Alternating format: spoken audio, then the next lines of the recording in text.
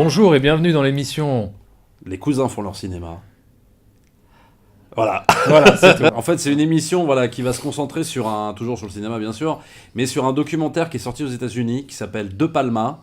J'espère qu'on verra l'affiche d'ailleurs, qu'on puisse montrer un peu l'affiche du documentaire. Je mettrai l'affiche ici. Là. Voilà. Normalement, et donc, elle va apparaître là. Voilà, et donc De Palma, c'est un documentaire sur le réalisateur qu'on adore tous les deux, qui s'appelle Brian De Palma, qui a réalisé entre autres Scarface, L'Impasse, Les Incorruptibles, Pulsion, Blowout. Et donc qui retrace en fait toute la filmo, mais alors toute, c'est-à-dire de son premier film, même de son premier court-métrage, jusqu'à son dernier film. Brian De Palma est assis face caméra chez lui, et il parle, il raconte je ne sais combien d'anecdotes sur tous ses films. Le documentaire est entrecoupé d'extraits de ses films. Et lui, il parle il raconte les anecdotes de tournage, comment ça s'est passé, les pré-productions, les post-productions.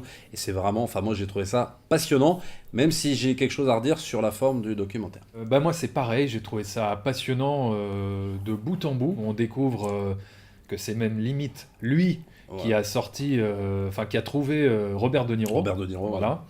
Dans des films qui s'appellent Greeting et I'm Home, je crois. Et c'est vraiment Brian De Palma qui fait une espèce d'autobiographie de toute sa carrière cinématographique.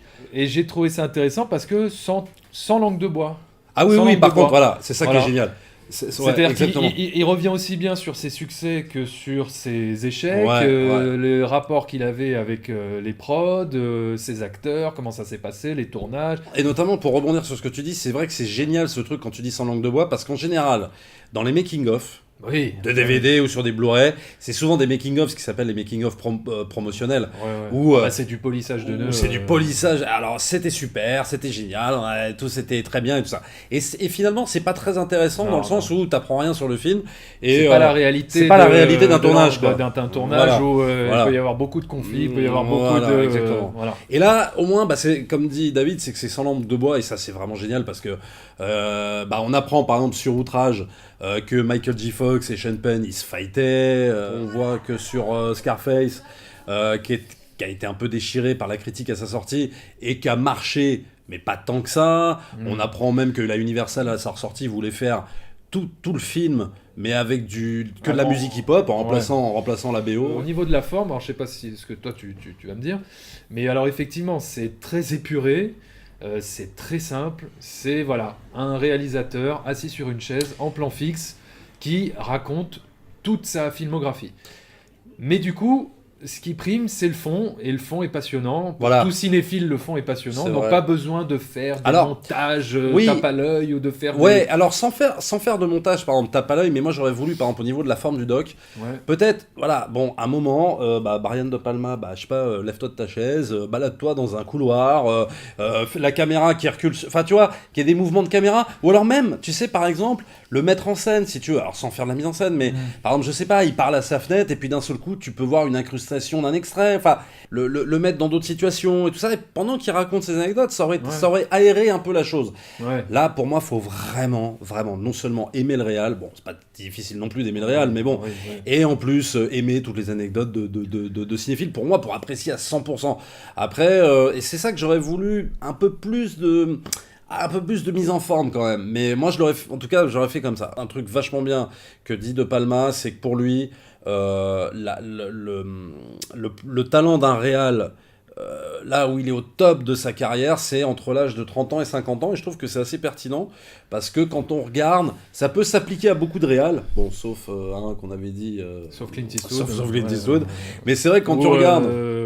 Ou Scorsese, ou Spielberg, mais Spielberg... ce sont les seuls, c'est vrai que ce sont les seuls. Ouais, mais Spielberg, je suis assez d'accord avec De Palma, parce que je trouve pas que, si tu veux, Spielberg passer un certain cap... Maintenant, c'est pas qu'il fait des mauvais films, Spielberg, attention. Mais c'est que c'est pas comme avant, quoi. Il est pas au top, je trouve, de ce qu'il faisait avant. C'est peut-être pas là, oui. Sa meilleure période à Spielberg, c'est des 75 à 85 quoi. Ouais, c'est ça. Voilà, c'est là où il a sorti les films les plus cultes, ses meilleurs films quoi. Voilà. Ça donne envie de revoir toute la filmo de Palma, mais alors direct. On est même prêt à pardonner même certains trucs qui sont un peu chiants chez lui, parce que c'est vrai que des fois il est un peu too much de Palma quoi. Il est un peu à la frontière du ringard, du kitsch, tout ça. Mais il est tellement brillant Moi, j'adore ce cinéaste. J'aime quasiment tous ses films. Il y a que ces derniers que j'ai pas vu que toi t'avais vu. Non, les derniers sont vraiment là. Par contre, les derniers sont vraiment mauvais. Alors, le dernier, c'est, je crois, le plus mauvais que j'ai vu de tous les films de Palma, même, je sais pas, l'Esprit de Caïn, peut-être. Ouais, parce que l'Esprit de Caïn, j'ai quand même des choses où je pourrais le défendre sur certains trucs. Même le Bûcher des Vanités, moi j'avais. Ouais, bah carrément, le Bûcher des Vanités, c'était bien. Alors tiens, si on devait faire un petit top 3 de nos films préférés de Brian De Palma, qu'est-ce que ce serait, s'il te plaît? Qu'est-ce que ce serait, s'il te plaît? En plus, j'en ai fait un il y a pas longtemps. Premier, je pense que je mets L'Impasse. Ouais.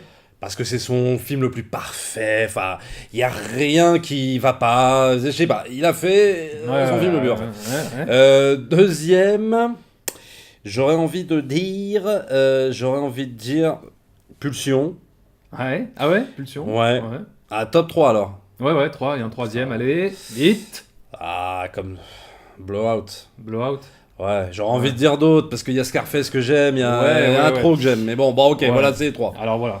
Donc moi, mon top 3, ce serait L'Impasse, pareil que toi. En numéro 1, L'Impasse. En 2, Blowout. Et en 3, je crois que je mets Les Incorruptibles.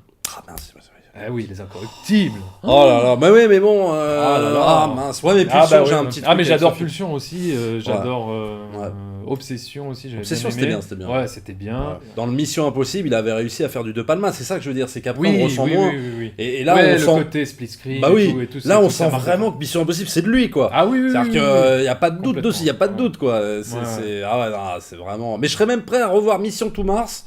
Et limite, peut-être lui trouver des circonstances atténuantes tellement j'aime ce réal. Mais bon, c'est. Alors, je l'ai revu, Mission to Mars. Voilà. Ouais, bon, j'avais plus aimé la première fois.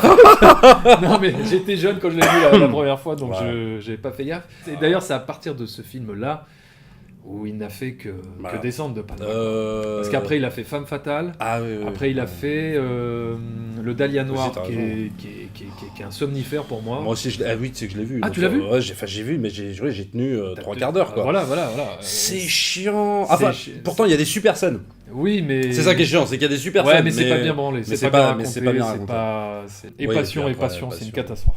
Mais est-ce que dans Passion, il revient au cinéma un peu de Palmex, c'est-à-dire genre un peu en mode Pulsion et tout ça, ou alors c'est carrément dans un autre truc? Non, ça ressemble à du De Palma, mais on dirait un téléfilm, quoi. Ah d'accord, on dirait qu'on lui a donné $100,000 pour faire le film. Alors comment ce film a été reçu par IMDb, donc par les spectateurs du monde entier? La note qu'il a, c'est 7,5.